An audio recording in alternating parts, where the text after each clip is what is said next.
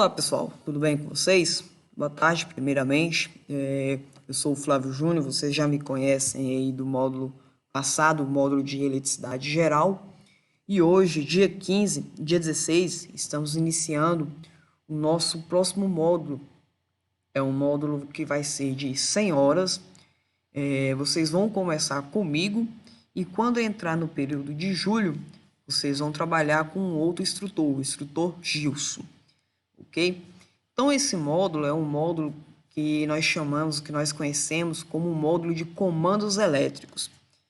E hoje, introdutório do nosso módulo, vamos falar dos motores elétricos, que são os nossos principais protagonistas desta unidade curricular. Mas antes disso, eu gostaria de trocar uma ideia com vocês aqui, trocar um papo com vocês. Então, o nosso módulo é um módulo de comandos elétricos, é um módulo de 100 horas, e até o momento vocês já tiveram somente módulos teóricos, vocês viram segurança, viram princípios de funcionamento da eletricidade e tudo mais, somente módulos teóricos, somente a teoria. E agora, assim, o que eu julgo para vocês é o módulo mais importante de todo o curso. É esse módulo de comandos elétricos. Pois se vocês não conseguirem absorver o conceito dos comandos, de como ler e interpretar um comando elétrico, vocês não vão conseguir fazer nenhum dos outros módulos seguintes, módulos de programação de CLP, módulos de instalações elétricas prediais, vai ficar de forma muito difícil. Então, esse módulo ele é importantíssimo vocês entenderem, disseminar por onde a tensão vai passar, o que determinado componente vai fazer, como determinado componente funciona. É importantíssimo isso. Então, vocês já tiveram o módulo no módulo passado aí, vocês viram que eu sou, por mais que eu ajudo bastante, eu ajudo somente aqueles nos quais querem ser ajudados. Então, pessoal, não deixem para assistir os vídeos todos de uma vez. Assim que eu lançar vídeo na plataforma, que eu comunicar lá no grupo, corram lá e assistam. Se ficar dúvida, perguntem, porque no módulo passado nós tivemos experiências nas quais alunos vieram fazer as atividades tudo no último dia e não conseguiram e ficaram reprovados por conta disso. Pessoal, não é brincadeira, agora é um módulo sério, é um módulo onde vai... Esse módulo aqui eu posso tirar por ideia os alunos que eu posso indicar para um estágio ou não.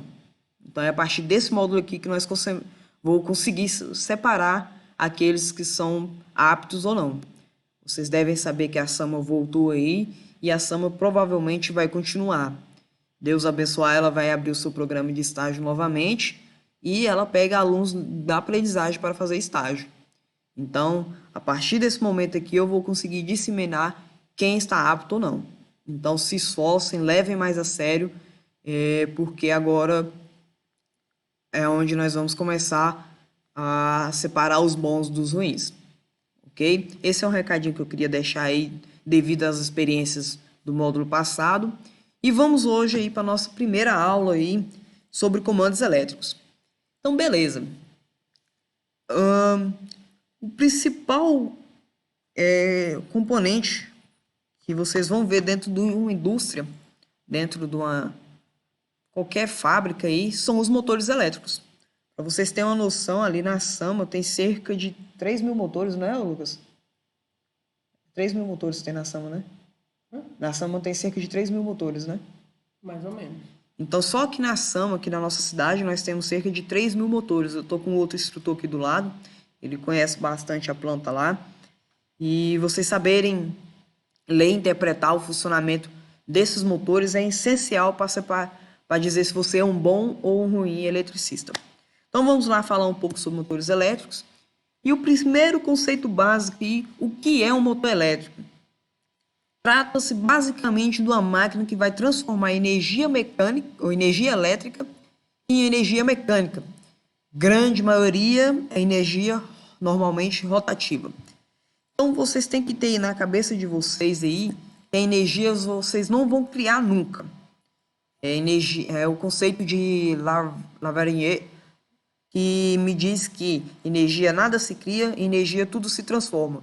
E o motor elétrico é uma máquina que faz isso, onde ela vai absorver energia elétrica da nossa rede, ok? E vai converter, vai transformar essa energia em um tipo de energia mecânica. Normalmente essa energia é rotativa, certo? Então o motor elétrico é basicamente isso, uma máquina que vai transformar tipos de energias. Que tipos de energia são esses? Elétrica e mecânica. Então, a história aí por trás dos motores elétricos, como se deu? Lá em 641 a.C., Tales de Mileto, ele observou o fenômeno da estática, da eletricidade estática. Eu já citei para vocês o que é eletricidade estática lá no módulo de eletricidade geral, com um pedaço de ambar, que é uma cera de uma árvore, e um pedaço de pano, um pedaço de couro, onde ele via que havia eletrização estática ali, certo? Logo mais para frente, 1600, isso aqui é um pouco mais recente, lá em Londres, o cientista William, ele publicou uma obra chamada Magnet. Estava de uma obra falando sobre sobre o magnetismo, certo? Logo mais à frente, em 1820, Hans Christian, ele verificou o desvio da posição norte e sul de uma agulha magnética da bússola, quando essa se aproximava de um condutor percorrendo do corrente elétrica. O que eu quero dizer isso para vocês? Vocês lembram que lá no módulo de eletricidade geral eu citei para vocês a eletrização por indução? Justamente é isso, quando um condutor elétrico é percorrido por uma corrente elétrica, ele cria um campo magnético, certo? Então, esse físico ele notou que quando ele aproximava uma bússola perto de um condutor que estava sendo percorrido por uma corrente elétrica, essa bússola ela ficava desorientada. Por quê? Porque ela estava sofrendo alteração do campo magnético daquele condutor. Então, esse aí foi o primeiro item a ser observado. Então, logo após, em 1825, então vocês podem observar que antigamente os primeiros descobertos havia uma grande diferença entre o tempo e logo após isso se tornou menor. Então, em 1825, o sapateiro William ele constatou a teoria do eletroímã, uma teoria importante na construção das máquinas elétricas. O que é o eletroímã? Vocês devem conhecer já, muitos de vocês eu creio que já abriram carrinhos de controle remoto, sabe? Pegaram aqueles motorzinhos por dentro e vocês viram que ali tem um ímã, certo? A diferença é que aquele ímã ele é um ímã natural e temos os eletroímãs, que são ímãs artificiais, são ímãs produzidos artificialmente, através de eletricidade. Então essa teoria foi importantíssima aí para a construção das nossas máquinas elétricas. Então, em 1833, Richard criou um comutador. O que era um comutador? Era um pequeno motor elétrico em que o núcleo de ferro, ou seja, o núcleo, a parte central ali, girava em torno de um ímã. Então essa é um pouquinho da história aí dos motores, desde da eletricidade estática, passando aí para o campo magnético, depois descobrindo ali um pouco sobre as indução através de um condutor, aí já falando um pouco sobre os eletroímãs e depois chegando até a criação do nosso primeiro motor em 1833. Então, desde 1833, o problema dos motores era o rendimento da transformação da energia elétrica e mecânica. Foi aí que nós temos as nossas dificuldades encontradas com os motores elétricos. E a grande dificuldade era essa, era a transformação entre energia elétrica e mecânica. O que eu quero dizer com rendimento? Rendimento é a capacidade de eu poder transformar um tipo de energia em outra.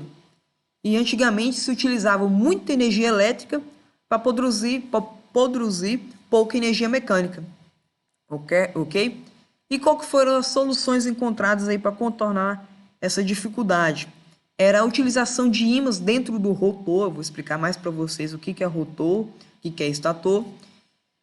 E nisso, reduz a indução de corrente elétrica e o fluxo eletromagnético. Vocês devem lembrar que campos magnéticos são campos induzidos em um circuito, em um fio no rotor, reduzindo assim o aquecimento e proporcionando um rendimento de até 95%. Então, os motores deixaram de utilizar núcleos de ferro para utilizar ímãs. E essa utilização de ímãs fez com que os meus motores tivessem um rendimento de 95%. Então, o que eu quero dizer com isso? De 100% de energia elétrica que os meus motores consumiam, 95% ele conseguia converter em energia mecânica, certo? Uma outra forma que eles utilizaram para contornar essa grande dificuldade aí foi a utilização de chapas com menores densidades, podendo fornecer assim a mesma potência, utilizando menos material e reduzindo o tamanho do motor.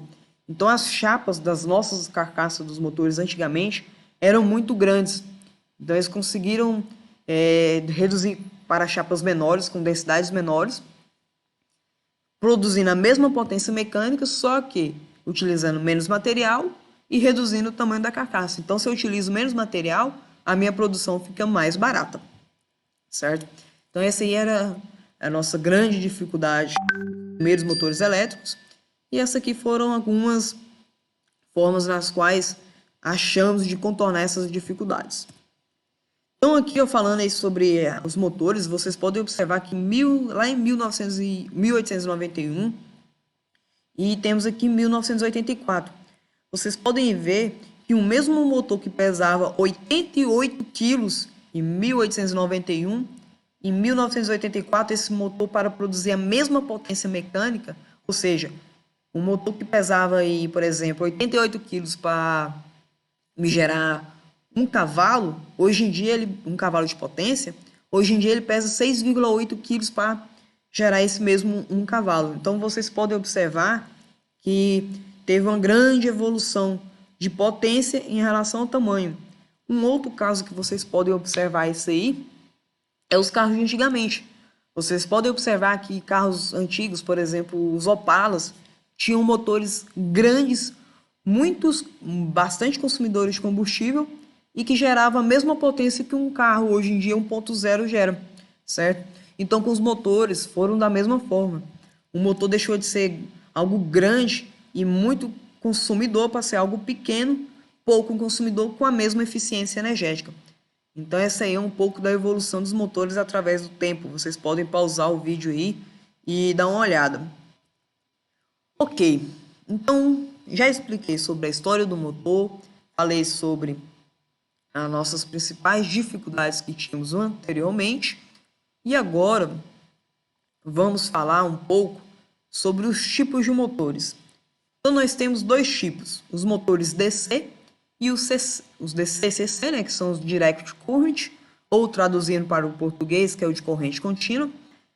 Então os motores de corrente contínua, eles são o quê? Eles são conhecidos por seu controle preciso de velocidade e por seu ajuste fino, e, portanto, são largamente utilizados em aplicações que exigem tais características.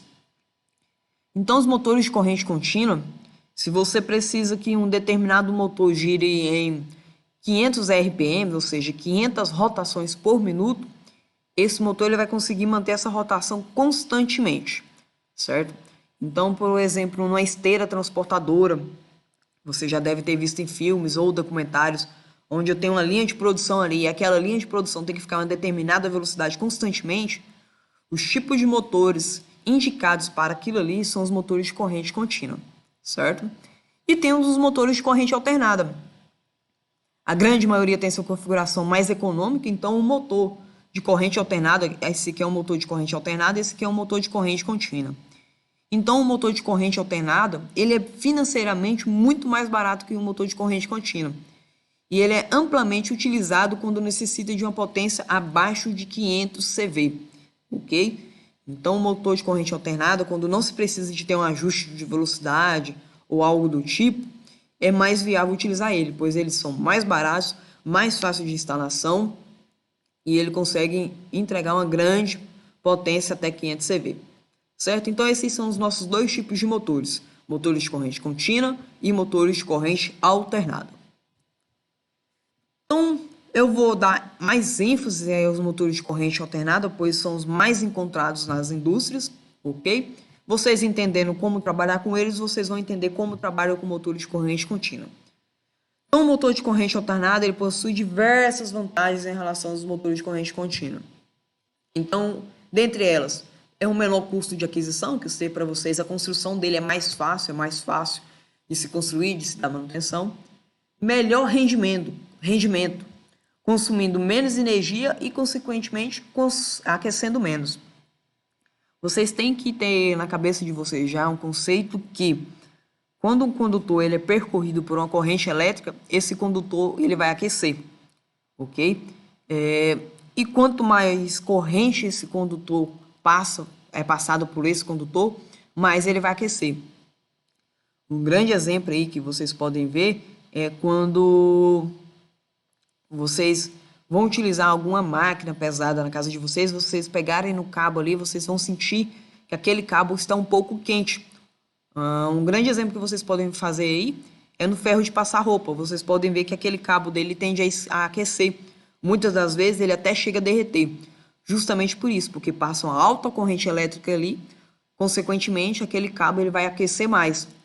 Então o motor de corrente alternada tem essa vantagem aí. Ele consome menos energia e, consequentemente, ele vai aquecer menos, certo?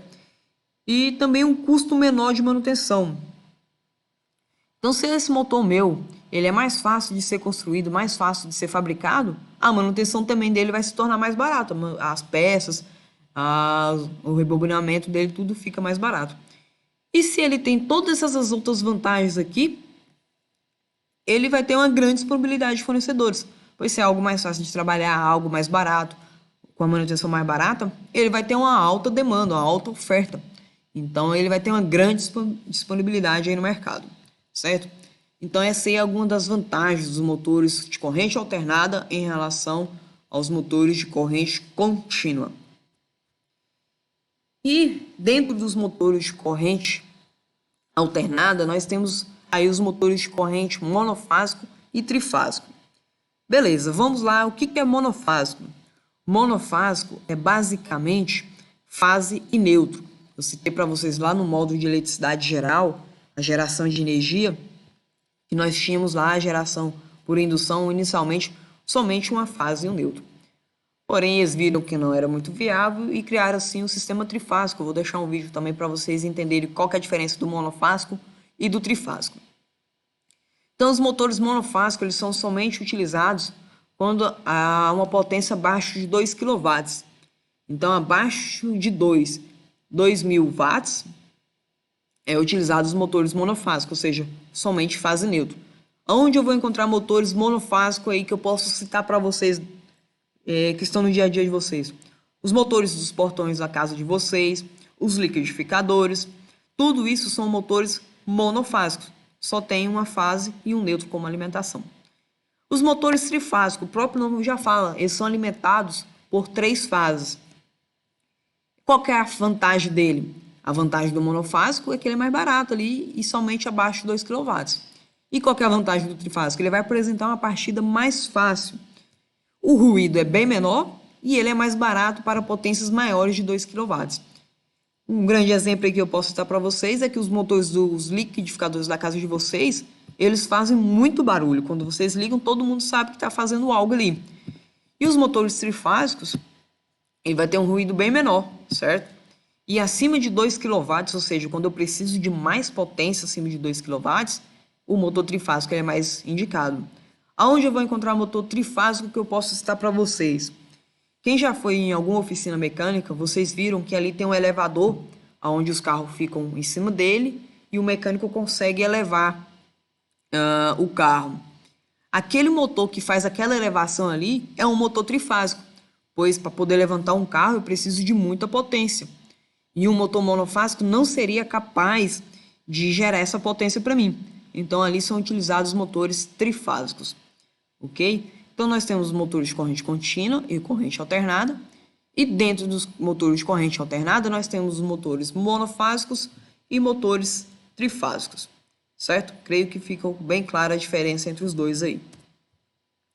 Então vamos aí o princípio de funcionamento dos motores de corrente alternada, dos motores em geral. Seu princípio de funcionamento é baseado no campo magnético girante, que surge quando o sistema de correntes alternado trifásico, pode ser monofásico também, é aplicado em polos defasados fisicamente em 120 graus. O que eu quis dizer com toda essa parte teórica aqui? Então, nós vamos ter um motor aqui, aonde nós temos polos, o que nós chamamos de polos defasados em 120 graus. Então, esse polo aqui, em relação a esse, ele está com um ângulo, uma defasação aqui de 120 graus. Esse polo em relação a esse, que também está com um ângulo de 120 graus. E assim também aqui. Então, vocês podem observar aqui que eu tenho 3 bobinas. Por que 3 bobinas? Porque o meu motor ele é trifásico. Ele é composto de 3 alimentações de fase. Então, eu vou chegar com fase aqui e fase aqui. Ok? Quando eu aplico uma tensão em um condutor, uma corrente no condutor, o que é criado nesse condutor? Um campo magnético, certo? Eu já citei para vocês lá os princípios de indução, ok? Então, eu vou introduzir uma tensão nesses condutores aqui, neste e neste, por 3 fases, sistema trifásico, e nisso eu vou gerar um campo magnético em cada uma dessas bobinas, ok? Essas bobinas, elas vão gerar um campo magnético, e aqui dentro nós temos também o que nós chamamos de rotor, que é um tipo de bobina.